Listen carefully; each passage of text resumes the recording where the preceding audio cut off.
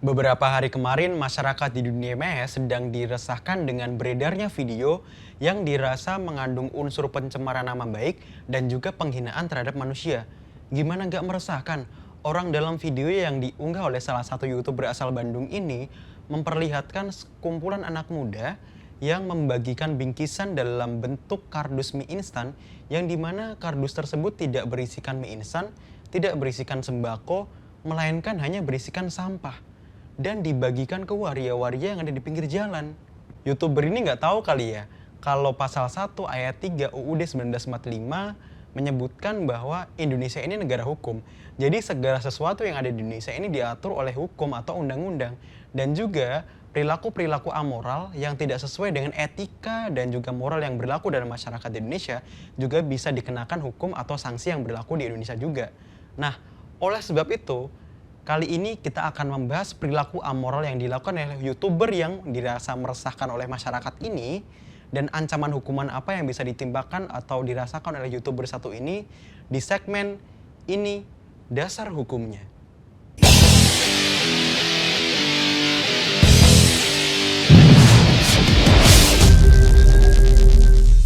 Bulan Ramadan, bulan penuh berkah, bulan penuh ampunan.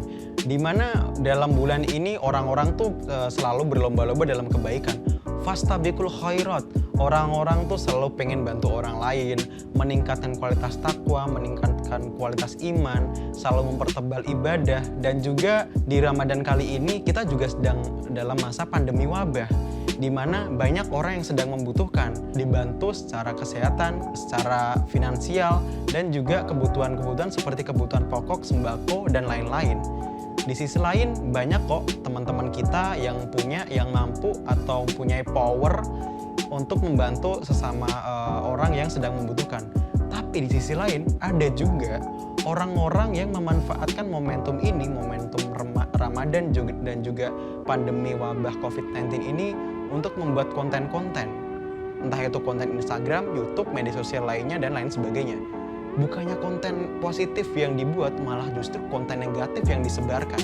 Contohnya, YouTuber asal Bandung bernama Ferdian Paleka yang membuat konten yang katanya sih prank, katanya. Tapi malah justru meresahkan banyak masyarakat. Meresahkan korban-korban yang sudah dia bohongin. Dan meresahkan pengguna Twitter, pengguna Instagram, pengguna YouTube, dan lain sebagainya. Gue sendiri justru pas lihat video dia yang bagiin sampah ke waria, itu kesel loh, serius kesel. Ya walaupun gue juga bukan waria, tapi gue kesel. Karena ya masa sampah dibagiin ke orang sih gitu. Si YouTuber ini mengaku kalau video yang dibuatnya adalah video buat seneng-seneng doang. Video prank untuk hiburan segala macam. Tapi kita ketahui dulu deh, prank itu apa sih? Dan kenapa sih prank sampai sekarang tuh jadi andalan buat para YouTuber untuk bikin konten? Nah, menurut apa yang sudah saya baca, prank ini berasal dari istilah practical humor atau humor praktis. Humor-humor yang bisa kita temukan di tongkrongan, humor-humor yang sifatnya buat ngagetin doang, jokes-jokes jalanan, dan yang sifatnya buat orang ketawa dan juga buat kaget. Dan humor ini sudah ada dari tahun 1804, tepatnya prank itu sendiri, yang bisa dikaitkan dengan peristiwa April Mop atau bulan yang dimana orang tuh banyak bohongin orang, bercanda, dan lain sebagainya. Dan terus kenapa sih prank ini sampai sekarang tuh jadi hal yang hits, jadi hal yang sering dilakukan oleh para YouTuber? Ya karena prank ini adalah sesuatu yang menurut kita mungkin paling mudah. Cuman ngerjain orang, cuman bohongin orang, entah itu settingan ataupun beneran, yang pastinya buat konten dan kontennya itu niatnya buat ditonton doang kan. Ada prank yang bersifat cuman bikin sensasi, ada juga prank yang berujung dengan kontroversi, caci maki, dan berakibat hukum. Seperti apa yang dilakukan oleh YouTuber yang satu ini, Ferdian Paleka, yang sekarang proses hukumnya sedang berlanjut. Sebenarnya apa yang dilakukan oleh Ferdian Paleka ini adalah sesuatu kesalahan yang bisa dikatakan kesalahan mutlak. Salah banget, orang-orang pada mengecam. Dislike dalam videonya itu tuh banyak banget, komen negatif tuh bercucuran.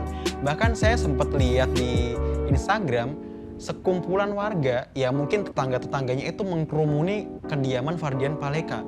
Itu membuktikan bahwa Gak cuman korbannya, gak cuman waria-waria yang jadi korban keisingan Ferdian Paleka yang merasa geram, merasa marah, tapi juga orang-orang yang lihat berita tersebut dan juga marah. Karena ya masa orang dikasih sampah? Lu kalau lihat video dari Ferdian Paleka, lu pasti ngerasain apa yang gue rasain kan? Kesel kan, geram, dan juga pengen orang nih dihukum seberat-beratnya kayak gitu. Nah terus ancaman hukuman apa sih yang pas untuk ditimpakan ke Ferdian Paleka oleh perilaku amoral yang sudah dia lakukan tersebut?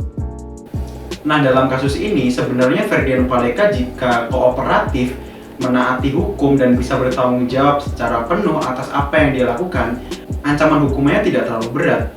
Hanya dikenakan pasal 45 ayat 3 UU ITE, di mana dalam pasal 45 ayat 3 UU ITE menyebutkan bahwa setiap orang yang dengan sengaja dan tanpa hak mendistribusikan dan atau mentransmisikan dan atau membuat dapat diaksesnya informasi elektronik dan atau dokumen elektronik yang memiliki muatan penghinaan dan atau pencemaran nama baik sebagaimana dimaksud dalam pasal 27 ayat 3 dipidana dengan pidana penjara paling lama 4 tahun dan atau denda paling banyak 750 juta rupiah. Itu kalau Ferdian Paleka mampu kooperatif dan bertanggung jawab atas hukuman atas perilaku amoral yang sudah dia lakukan. Tetapi dalam kasus ini Ferdian Paleka ternyata tidak kooperatif. Ferdian Paleka mulai mengelak dari jeratan hukum yang akan dia terima. Sehingga dalam kasus ini polisi menetapkan Ferdian Paleka sebagai DPO atau daftar pencarian orang. Bisa dikatakan Ferdian Paleka sekarang dalam masa-masa buronan. Udah ngelakuin kesalahan, nggak mau minta maaf, nggak mau bertanggung jawab, dikasih surat panggilan sama polisi nggak mau datang alias melawan hukum, dan sekarang Ferdian Paleka kabur nggak tahu kemana. Cowok nggak mau bertanggung jawab, cupu ya. Nah, atas perilaku melawan hukumnya tersebut, apakah hukum akan diam? Ya tentunya enggak dong. Pastinya Ferdian Paleka akan mendapatkan hukuman yang lebih berlapis dan tentunya lebih berat daripada hukuman yang sudah ditimbakan kepada dia, yaitu UU ITE tadi.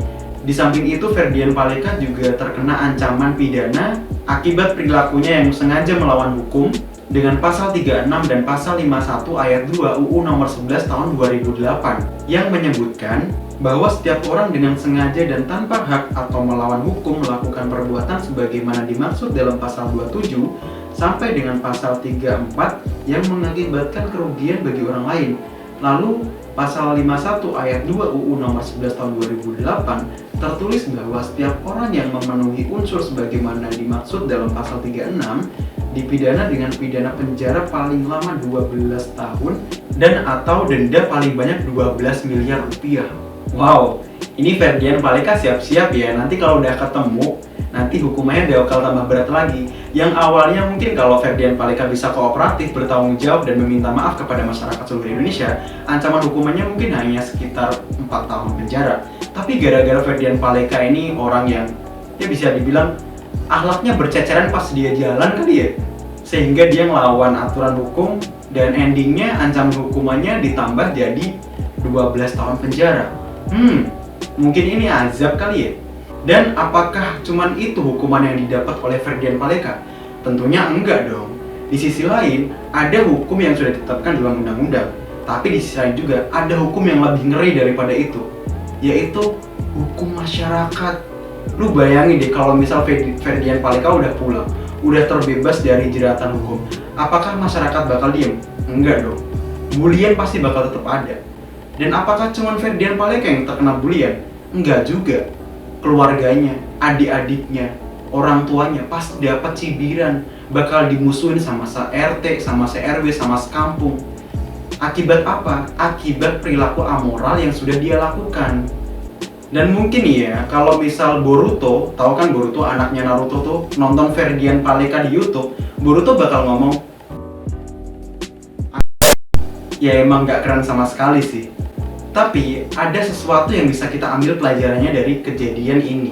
Yang sebenarnya kejadian ini gak cuma sekali terjadi, beberapa kali terjadi, bahkan sering terjadi, entah itu diekspos di media ataupun enggak. Yang berkaitan dengan konten-konten yang tersebar luas di media sosial, entah itu konten prank, konten yang untuk dijadikan sensasi sampai berujung kontroversi dan caci maki, dan konten-konten yang negatif lainnya. Ini menjadikan warning untuk kita, pengingat buat kita semua, bahwa kalau kita mau bikin karya, mau bikin konten, usahakanlah bikin konten yang bermanfaat, edukasi, jangan hanya sekedar sensasi. Apalagi memunculkan kontroversi dan endingnya berbuntut pada sanksi hukum. Kreativitas memang harus tanpa batas, tapi tanpa batas tidak harus melewati aturan-aturan atau melewati batas norma yang sudah berlaku di masyarakat sendiri dong. Membuat karya kreatif boleh-boleh aja kok, tetapi tetap kita mentaati aturan, tetap kita mentaati hukum yang berlaku, dan kita tetap menjaga norma dan etika yang berlaku di masyarakat. Saya Dian Safrian, sampai ketemu lagi di segmen-segmen selanjutnya.